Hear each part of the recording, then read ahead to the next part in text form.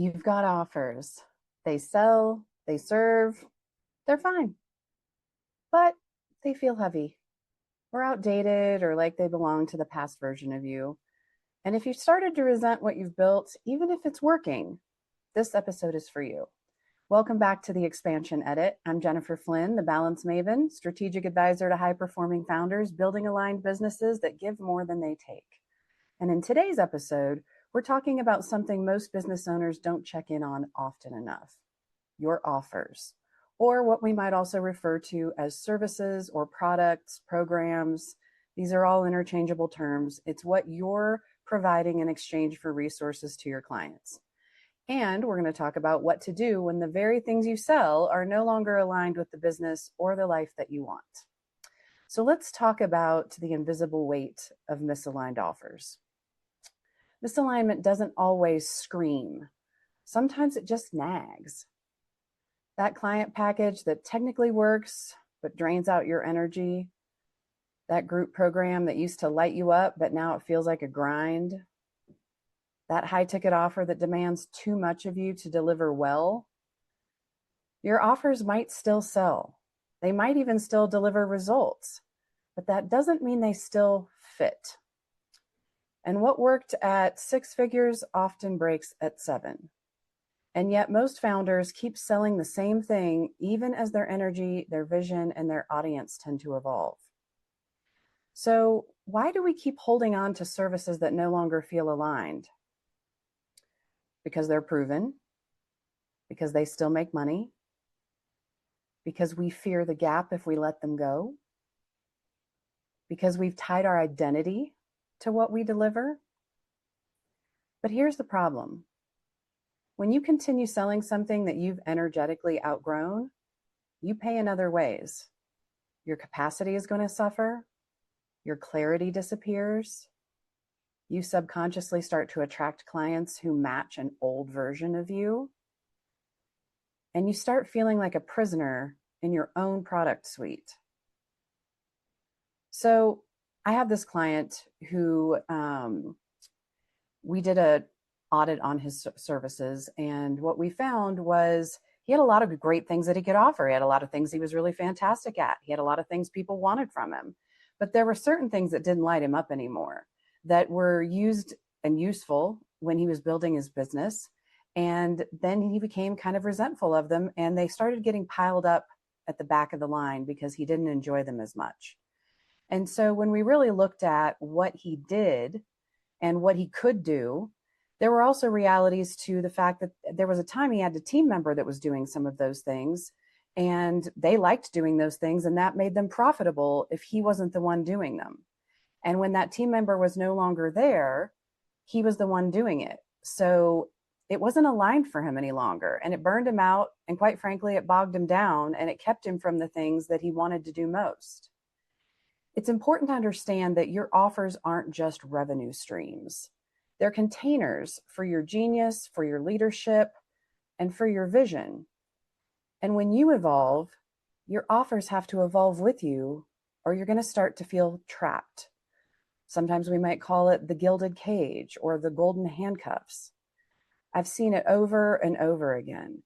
A brilliant founder stuck running things that they no longer love, delivering services that they've outgrown, building programs on top of foundations that are broken, and they do it just to avoid starting over.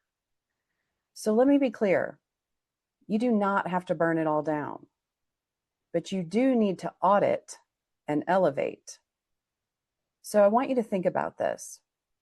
Which offer or service or program or product, whatever you want, whatever applies to you, currently feels the most energetically expensive to deliver?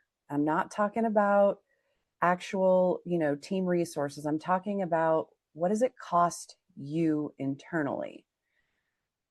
Energetically expensive is more of a feeling, a dread. It just sucks the life out of you. So which thing feels the most energetically expensive to deliver? And if no one was watching, what would you quietly retire?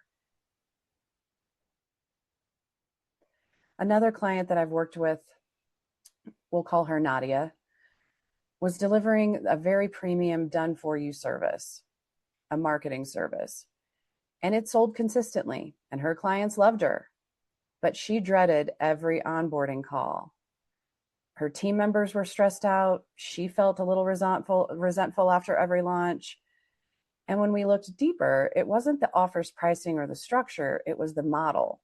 It was the way that she was serving. And she had evolved into more of the thoughtful partner, more of the strategy guide, not the production house.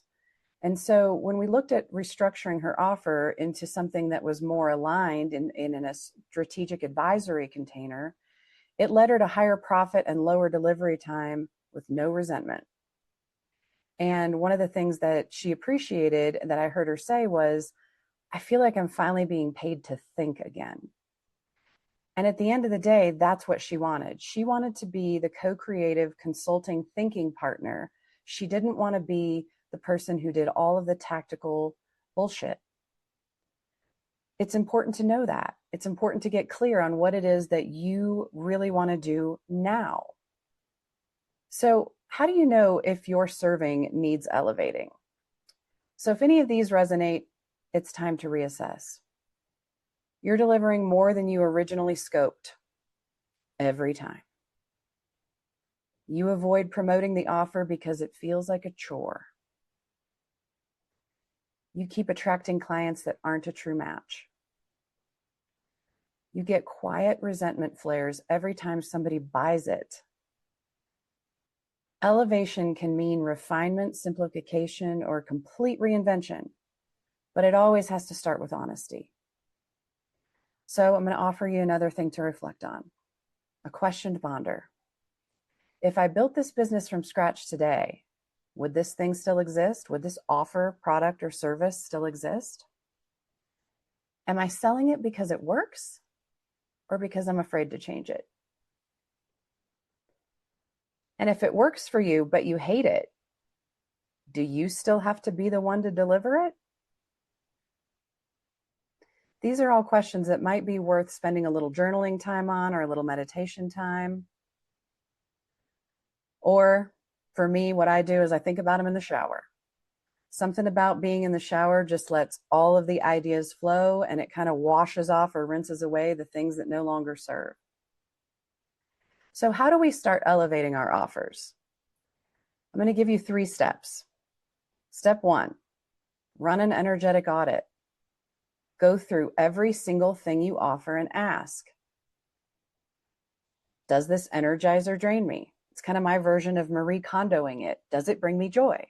Except I want you to replace that with, does this energize or drain me? Is it priced in a way that honors my time and my brilliance? I want you out of the hours for dollars model. I want you to think about investment for results. Is it priced in a way that honors what they can do with it and what kind of results they can get from it? Is the structure clean, scalable, and satisfying to deliver? Step 2, get honest about profit versus payoff, or as you might have heard me say in other arenas, income versus impact. Just because something makes money doesn't mean it's worth the emotional cost, especially if we can create something that is more aligned, that gives you both income and impact in a good way. And step 3, redesign from your current identity. Ask yourself, what kind of client do I want to serve now? What level of leadership do I want to hold? How much margin do I want my business to have? And then the next question we're going to have to consider is, what does my next level offer look like? If I stopped building from fear and I start building from alignment, what does that look like? And I'm going to ask you to go one deeper and say, what does that feel like? Because it can't just look good. It's got to feel good. It's got to feel exciting. And it's okay if there's a little bit of fear involved. I mean, anything worth doing should scare you a little, or you're probably not reaching big enough. So let's think about a shift. And let's think about building something to support you. You didn't leave a 9-to-5 to become a full-time facilitator of your own energetic collapse. So we want to think about what your offers should support. They should support your clarity, your capacity, your vision. Offer elevation isn't about scrapping what works. It's about asking, what if I could deliver more value with less friction? And that is not laziness, that's leadership. Let that land for a minute. What if I could deliver more value with less friction? Not laziness, leadership. In the next episode, we're going to talk about visibility, not the performance-heavy, shout on the interwebs kind of visibility, the clean, powerful, capacity-aligned kind of visibility that actually moves your message forward. But for now, I'll leave you with this. Your offers are allowed to evolve. Your value doesn't come from what you deliver. It comes from who you are while you're delivering it.